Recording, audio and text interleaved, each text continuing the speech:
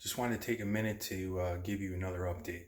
For any of you considering basement renovation, part of it is, everyone really wants to have a bathroom in their basement.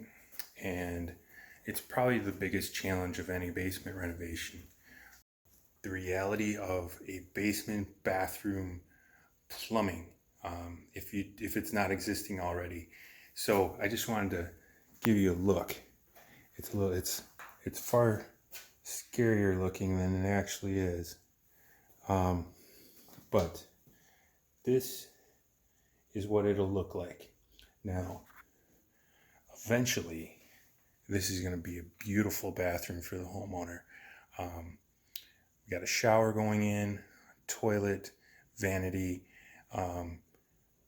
proper ventilation, lighting. It's just going to be a beautiful bathroom. So I just want to take a minute to show you our progress.